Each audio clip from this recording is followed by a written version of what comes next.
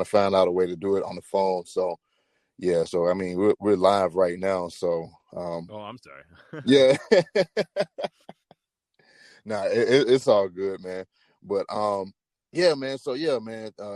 Thanks for reaching out to me, man, and sitting down and doing this episode with me. Yeah, no worries, man. Yeah, man. So so I know a lot of people have been hitting me up telling me I should have like more people on the show or whatever. And you were like kind of like one of the first people or one of the first persons to reach out to me and everything. But can you kind of like elaborate a little bit more on how you got started with both your podcast and your business? Because I saw where you opened up or you got a board shop. Yeah, I can give the brief summary. So the main summary is I was always in sales, like positions growing up, sales management positions, went to college, dropped out of college, going pre-business because I realized you don't need a degree to sell stuff to people, and kind of worked my way up through different jobs. I worked in fine jewelry. I worked at Verizon, was my last real job. And then yeah, I had some personal things go through my life. I got married, I had my first kid, my parents got divorced, and kind of like rethought what was important to me in my life, and realized money wasn't like a motivating factor for me. Right. And so then I decided I wanted to open my own business, and I'd been skateboarding since I was 10 years old. So I always wanted to always wanted to have a skateboard shop, and the timing for my city was kind of just right. We had just got our free public skate park Mm-hmm. built that year. So it's kind of the motivating time of like, nobody has a shop in my town. There's enough of a, community here to support this type of business. So I decided to open my own, and I opened that shop, which is still there. It's called Passion Board Shop. It's easy to find on Instagram or whatever at Passion Board Shop. But I opened it April 11th of 2014. So I've been doing that for quite a while. Okay. Yeah. And then I was a guest on somebody else's show. This was, I don't know, 3 years ago. This was a while ago, on this little podcast called Locals Only Podcast, which was like a skateboarding show that was Yeah. from the Midwest, from my zone. So I was a guest on it, and just kind of thought like I had a really fun time doing it, but I also kind of thought, I feel like I can do some things better than how these guys were doing it. Partially because it was just like some homies drinking beers, like talking skateboarding stuff, which is great. But me coming from like a business mind, I was like, oh, audio could have been better if we did this, or if we would have walked in here knowing what the questions were going to be, it could have gone better because of this or whatever. And Okay. it kind of piqued my interest, of wanting to do it. Yeah. And then, fast forward like a year and a half or so, I was kind of expanding my brand, which Passion is really my brand. I sell apparel and stuff. Mm-hmm. And I was talking to this local rapper in my town named Miles Boulevard. And I was like, hey, dude, do you want to wear, my gear at your shows and stuff and be like a brand ambassador for the shop? Because I sponsor skaters too. But I was like, you want to do that? And he was super down. So we ended up just kind of kicking it. And I sat there like drinking a couple beers with him, and it basically just interviewed him for like an hour. And when I was done talking to him, I was like, dude, this would have been a good podcast. And it was one of those moments where it was like, I feel like this should have been a podcast. And he's like, really? Yeah. And I'm like, yeah, dude. So I asked him, I'm like, what do you think about, basically having this conversation again in a week when we have some time, and doing this like recorded? He's Right. like, yeah, dude, whatever you want to do. So we got together a week later, sat with just the laptop, no mics, just the internal mic, and recorded an episode. And it went way better than I thought. And then I asked another friend of mine who had a local business do the same thing, sat with Mm-hmm. her, just the internal mic, my computer, turned out Right. really good, and realized like I really like doing this. So I kind of had the whole idea. I wanted to do a whole season of this show, kind of like somebody does an album, So Yeah. I lined up 10 total episodes. I got mics and interface and all that stuff. I went and re-recorded both of those first two that I talked to you about. So the audio quality was a lot better than just the internal mic. But I went Okay. back and re-recorded those, did 8 more, gave myself a month to market and promote that season that I built, and got it to premiere on the radio from the very beginning in my hometown, and just been running since. I'm out here right now in Los Angeles recording for season 5 already of the show. Oh So man. yeah, it's been going. I haven't done them every single week, but that was kind of intentional. I Right. have so I guess the brief summary of my show, which I've been like talking, but Well, my show is it's an inspirational storytelling experience where I interview unique guests that are also pursuing things they're passionate about. Okay. And the goal of the show is to inspire the listener to kind of think about themselves and say, okay, what are the things I'm passionate about? What are the things I enjoy? There's probably a way that I can incorporate those more into my life, whether it be my career or like a side hustle or whatever. There's probably some way to do that. And Right. now I want to do that. So I Okay. interview. I have 10 episodes in each season. I try to have each guest be from a different industry, just doing cool stuff. And then they come out week by week once the season's done. So Yeah. that's kind of where it's at with it. Okay. All right. So this is another question. What's one thing that you wish you had known when you first started podcasting and then in business that you believe would have helped you out now?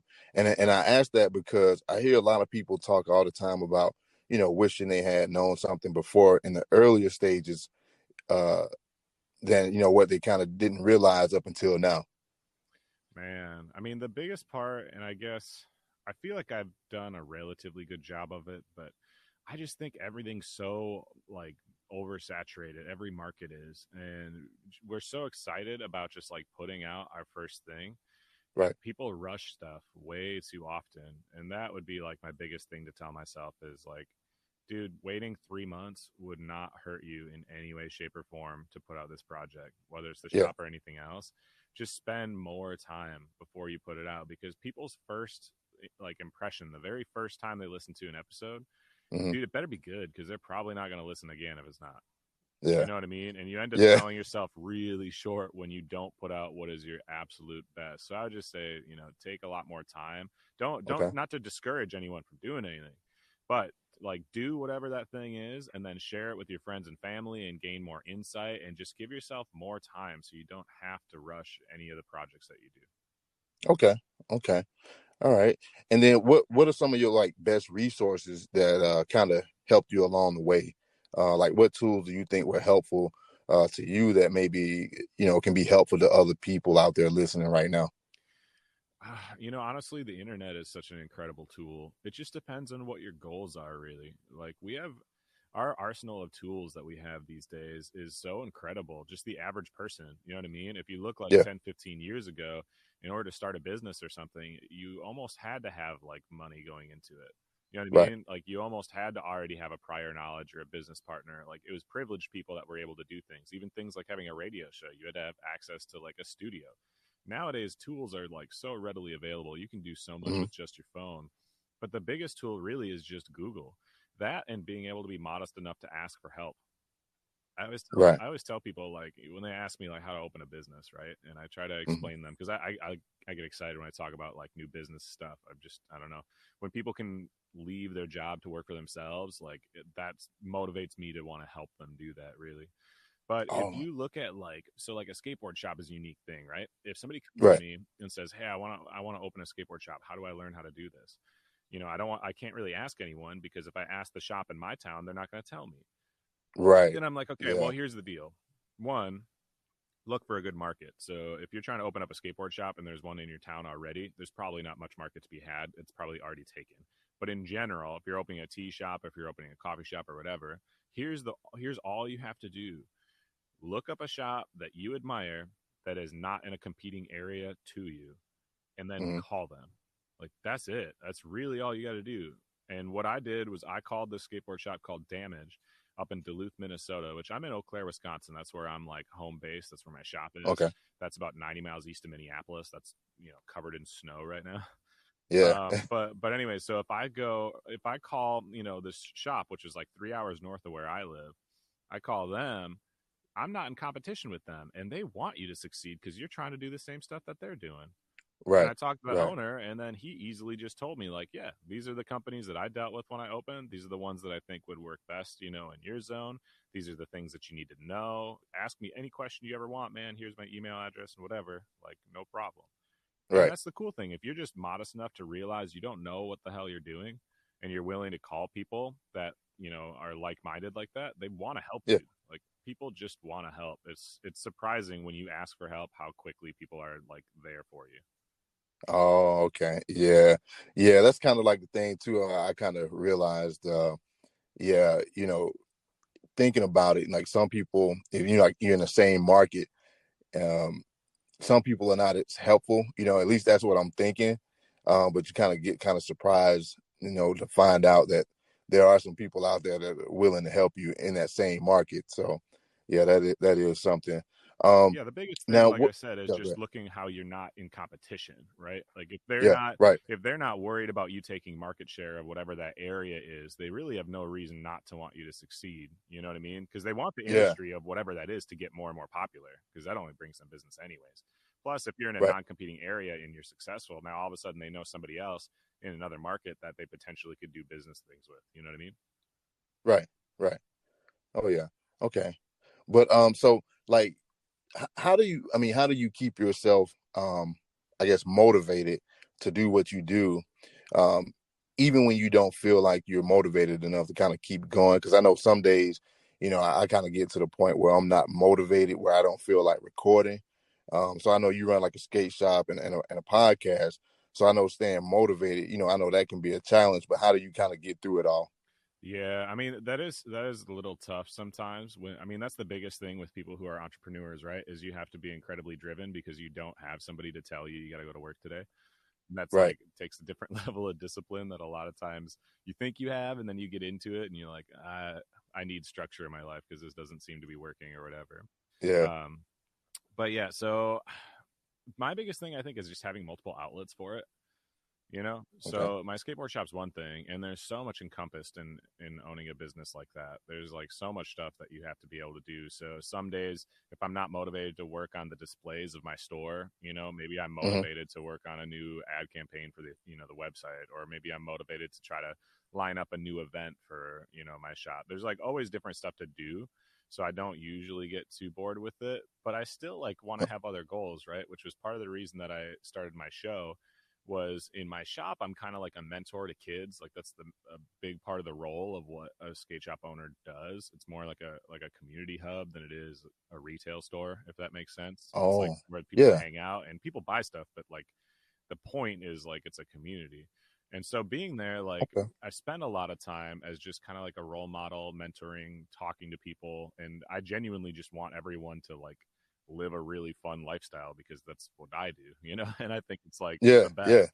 So I'm always trying to help kids doing that. And with the show, it kind of like made me realize that I don't have to be limited to talking to only, two kids at the shop at a time. Through this medium, all of a sudden I can reach hundreds, thousands, whatever, like a ton of people through like these types Hmm. of messages. And that was like really exciting to me because I talked to a lot of other business owners on the show. I have a lot of creative entrepreneurs, where they do Right. something, they own a brewery or whatever their like unique thing is. And what happens with a lot of Oh. us is when you hit that stable point of the business, and that takes different amounts of time for people. For me, it was 5 years. But when you hit a point in business where you like feel like you learn 95% of what you're gonna learn, you'll always still learn, but you learn the majority of it, and you're just kind of getting comfortable.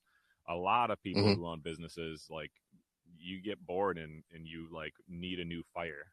You know what I mean? Like you need Yeah. something, Yeah. because you're just not as the challenge isn't quite as there anymore, and you feel like you already accomplished it, and like it's not that it isn't enough, but it's people want more, they want to do something, and if you can switch your mind off from just wanting more money and you just want to do more things, then all of a sudden you have Right. this freedom because you own a business, you can do whatever you want within Do it. within reason. Yeah. You can kind of put your energy into whatever. So my show is not about skateboarding, so it's not really directly related to my shop, but because of my shop I was able to build a network and to put out my show anyways. So I just like found Oh. a new avenue that I was really, really excited about. And here I am, like I said, out in Los Angeles, recording with a bunch of people, which was, a year and a half ago when I started my show, it was strictly people that I already knew that I had their cell phone number and they lived in town. You know what I mean? Oh. Yeah. Yeah. Yeah. I noticed that because I think like the last time I talked to you, you were like in Florida, I think. Yeah, I was out in Florida. I did a couple episodes out there. Oh, okay. Okay. All right. So yeah, so I mean what's your process like I guess when you're going out to like record for a season or something like that? for your podcast. Like how to like do you just reach out to people or just kind of random people? Or do you already kind of have in mind like who you want to go out and interview? Yeah, I mean, I'm like always like networking in that way, and I should like clarify because I hate the term networking. It's not people like think of it in the wrong way. I think so. Networking people like to like put it in a box of oh bougie people or whatever in the industry get together to schmooze each other for opportunity, and that's like poor networking. That's not what you should be doing. Networking, in my Okay, opinion, is putting yourself around like-minded people and making new friends. You know, it's not right. about like whether or not this person can do something for you. It's just about having the right type of people around you that help you stay motivated, that inspire you, that, you know, give you other opportunities that you're excited to do stuff with. So if you can surround yourself Hmm. with like-minded people like that, you end up having all kinds of cool opportunities happen. And that's kind of like the side effect of just like making new friends. Because if I'm out networking and I meet somebody that has something that could help me, but like Yeah. I can tell I don't want to really be friends with them, then I don't care. You know what I mean? I'm like just looking to make Oh, new friends and stuff. So I'm always doing yeah. that. And through the show, if you know, I found this through like my shop. If you just continuously try to do your best by people and be honest and caring, and you're not trying to just get stuff out of people, they're gonna end up Right. like introducing you to people all the time. You know what I mean? Because you don't need it, Oh, yeah. you're not searching for it, you're Okay. just like genuine around them. And then and this is what I do for other people too when I talk about networking is when I see an opportunity pop up and I can think of somebody that fits that opportunity that would appreciate it, I'm not looking to get Hmm. anything out of it, I just make that connection for people. You know, somebody brings up Oh, like, oh, where do you get stickers made? And I'm like, hey, I got a guy for that I think might be able to help you. And I'll just make the connection, not oh, looking to get anything out of it, but because I've met this person, I do that.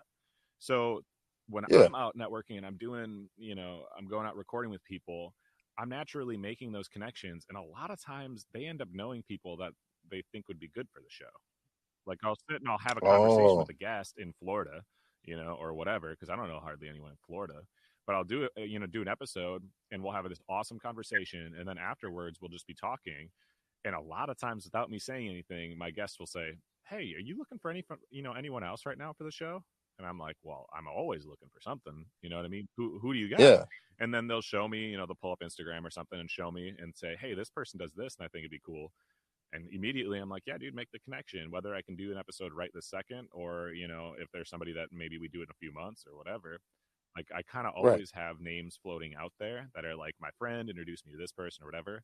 But Instagram being the powerful tool it is, I really have just straight up DM'd random people that I was a fan of that I'm like, I wonder if they might be down. And then surprisingly, a good number of them reach back and say, yeah, sure, why not? Oh, okay. Yeah.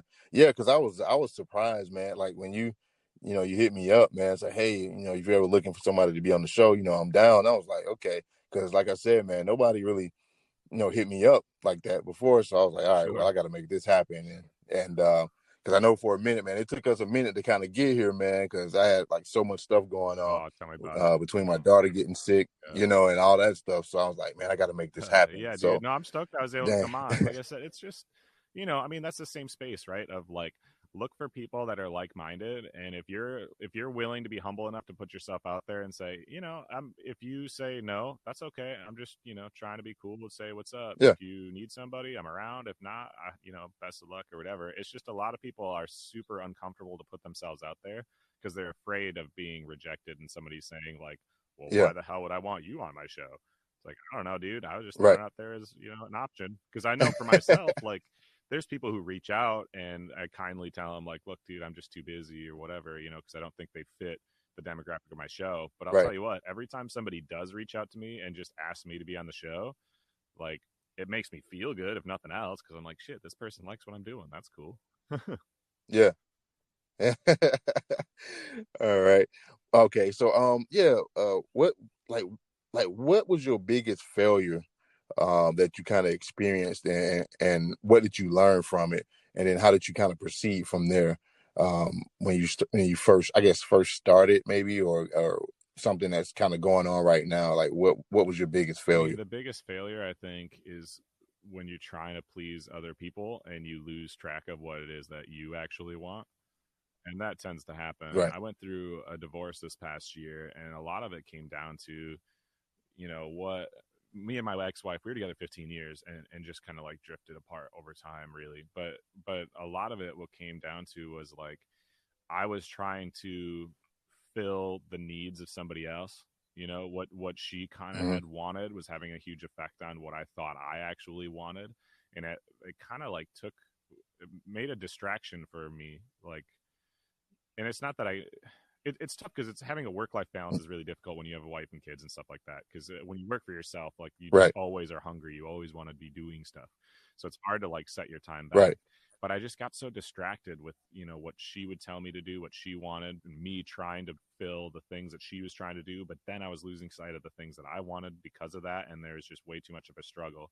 And ultimately, like we just weren't right for each other, and we had to split ways and stuff. But what it comes down to is it's like it's your life. You only have that one life. You need to be happy with the way that you spent your time on the earth, assuming you believe that Hmm. way or whatever you believe. You have one life on earth, so you got to be able to spend it doing the things Right. that you want to be doing. And it's really hard to not get distracted when you have people around you, trying to tell you what they think is what's best. You know what I mean? So that Right. was my Oh biggest yeah. thing, is I Yeah. just kind of lost sight for a little bit there. And now since Hmm. we split up in March, dude, I mean, 2020 was horrible because I own a retail business, so COVID shutting it down was horrible. Oh yeah. But outside of that, honestly, this has been the most productive year of my life. Like I feel great. I've lost a bunch of weight. I'm an artist as well. I paint a lot, and I've done a ton of painting and stuff this Okay. year. My show's done really well. I've made a bunch of new friends and road tripped all over since COVID shut things down. You can at least drive, so I've done a lot of Yeah. stuff this year Yeah. because all of a sudden, like I could look more inwards again because I wasn't so distracted by people around me. Oh. Okay. Yeah. All right. And oh yeah, you know what? I wanted to ask you this because I ask everybody this sometimes. Who are the three people who have been the most influential to you? And I'm asking because when we talk about influence, we kind of know that people can either be a good influence or a bad influence. So, I want to know about the three most influential people in your life that have had a positive impact on you. Like, who are these three people and why? That's a tough one. I'm gonna end up leaving a bunch of people out here, obviously. So, but I'll name three people, not the only or top three necessarily, but three people. So let's see, what's one of them? One of them, I mean, one of them's my dad. Like, kind of watching him. Part of the Okay. reason I opened my shop, like I said, my parents got divorced, but really, like, what happened is my dad had a really nasty heart attack and ended up spending 9 weeks in the ICU, and was flown in a copter, waited there forever for a heart transplant. Eventually got it, but he Uh-huh. was forced to retire from it, and in a matter of a short period of time, his life went from like kids out of the house, married, about to retire and be able to do whatever he wanted, to all of a sudden divorced, can't hardly walk, and like obviously less financially stable. And watching that was like a huge impact Yeah. on me during that time frame of my life, realizing that even if you think you have a stable career and everything, that's not necessarily there for you anyways. So you got to think about like how Right. what it is that you really want. So I'd say he's a huge inspiration. My sister, I have a really competitive nature naturally, and I hate that. Like, I don't want to be competitive with people directly around me, but I like to look at it this way of like, it's not because people say don't compare yourself to others, and I get that. But I like to think of it this way: I compare myself to others in the way of, well, if they can do it, why can't I do it? And that's kind of motivating for me to want to do stuff. And my Oh, sister was really book yeah. smart, so she actually got her doctorate degree without even she works at Google out here in California, makes a boatload of money. She's super Oh, smart, okay. super awesome woman. But watching her succeed was like a pretty big motivating thing for me. And then somebody I've never met, Andrew Reynolds, is like my all-time hero. He's a Hmm. pro skateboarder who was in all the Tony Hawk video games and stuff. So I was a big fan of his, as a kid. He's in his 40s now, but he opened his own skateboard company called Baker Skateboards, which is still like the most prevalent brand in my opinion. But I think he opened that in 2001. I mean, this is a long time ago Oh, now, and wow. it's like still Yeah. super prevalent. But watching like his career and how he carries himself and everything that he's done, because he basically, when he opened it, when he did that, he was like, he was the king. but he was like drinking Mhm. hard and drugs were really prevalent in skateboarding. And he was young, and he ended up getting a DUI, but almost died in a car crash just driving hammered. And this was a long time ago at this Oh, point. wow. But from then, just like switched fully into like sobriety and taking care of his family because he had a kid, and like he's a big health nut and all this stuff now. But he's very, Right. very, very successful in what he does, and just the way he like doesn't judge other people, gives people the opportunity to be themselves, but still plays the role model kind of. Like I really like the way that he carries himself in business and everything else, and it kind of showed like you can, in my mind, he's just a skate rat who is piling out, but he all of a sudden through time ended up becoming like a Yeah. legend in the industry, and is still, and he's still only like 43 or something, but he's the dude. He's the Yeah. one, like if I could have one person to have on the show and I could pick anybody, regardless of how much money somebody else has, that's the dude that I would love to have on the show. Oh, okay. Cool, man. Yeah, that's cool. All right. So yeah, I'm gonna go ahead and wrap this up. But if you want to go ahead and plug, like where can my like listeners, just where can listeners kind of find you online and kind of connect with you before Sure. we get Well, out I of here? try to, I have the idea of if you're gonna do something, just do it to the best of your ability and don't muddle it with like way too much stuff. That being said, I'm not on Hmm. Twitter, I'm not on Snapchat, I'm not on Facebook because it's too many platforms for me to try to keep track of with all the other stuff I'm doing. So Instagram is really the Yeah. only social media, but I'm pretty active on it. So on Instagram, my show is just at Passion Pod. That's it. Super easy to find. The logo is a little skull logo with passion written in the brain at Passion Pod. Super easy. My shop is at Passion Board Shop. If you want to check out my skateboard shop, there's photos and tricks on there and all that stuff. My website is passionpod.org. There's like merchandise with my artwork and stuff on there, but you can find all the episodes on there.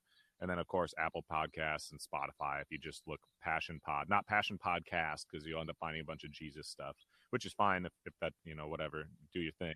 But my Yeah. show is not a preaching religious show, so my show is just Passion Pod. Again, the logo, you'll see a skull, and in the like brain it says passion. It should pop up pretty easily. Okay. All right. That's cool, man. Listen, so yeah, we've had Chris Johnson here on the show, man. And man, like I said, man, thanks for like sitting down with me to do this, man. I really appreciate it. And um, I mean, hopefully we can kind of have you back on again, man, and kind of see how things are Yeah, going for you. yeah, And I want to do that with my own yeah, show man, it's too, is pretty having cool. some like catching up episodes with past guests. That would be cool, dude. Hit me up kind of, whenever. Obviously with my shop I'm a little bit busy, but I'd love to come back on the show and Yeah. and catch up anytime. So thanks for having me on. Okay. Okay. All right. No problem. So there you have it, folks. Chris Johnson, entrepreneur, podcaster, um, and cool dude. So, all right, man. All right, Until next peace time, out. man. All right, peace.